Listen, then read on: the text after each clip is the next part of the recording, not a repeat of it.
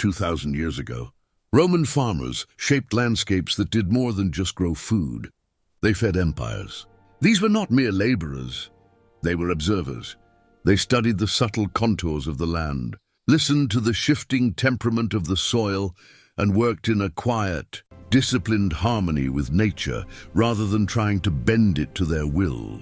Today, much of that foundational wisdom has been hushed by the noise of industrialization, nearly forgotten in our rush for efficiency. But knowledge doesn't disappear, it waits. This orchard begins exactly where those ancient farmers started, at the very beginning, with the soil. The earth beneath our feet is a living manuscript, shaped by centuries of weather. The persistent reach of roots and a complex, quiet life thriving beneath the surface.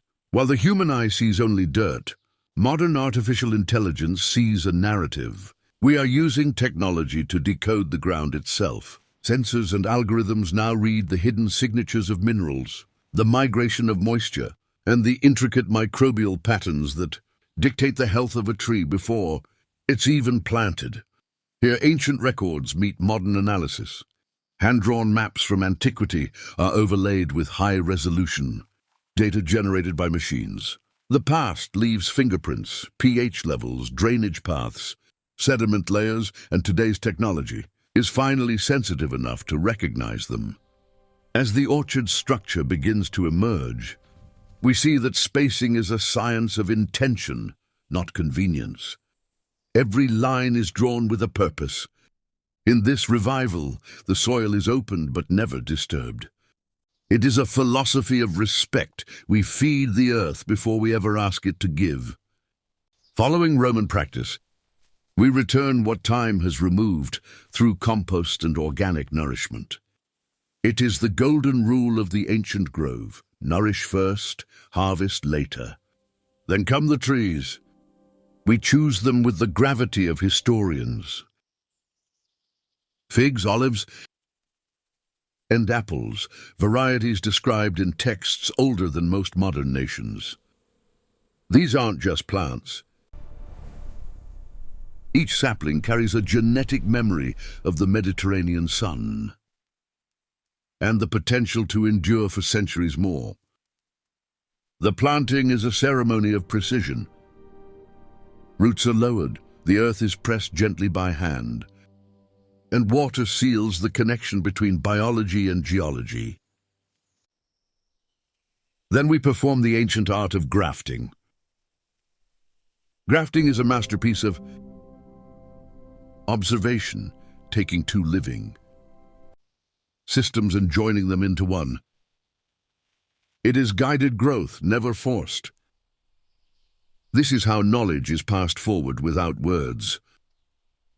From the rootstock of the past to the fruit of the future. Once the mulch is laid to hold moisture and soften the temperature, the orchard settles into its natural rhythm. This is the moment where the technology begins to fade into the background. The sensors and data points have done their job. Now nature takes the lead. Buds appear without announcement. Pollinators arrive without invitation. The system, once meticulously planned by man and machine, activates itself. Rain feeds the leaves. Sunlight returns. Time seems to compress as the trees find their footing. The fruit forms slowly, shaped by a commitment to balance rather than speed. We wait as the weight begins to bend the branches and the flavors develop, long before the thought of a harvest even enters the mind.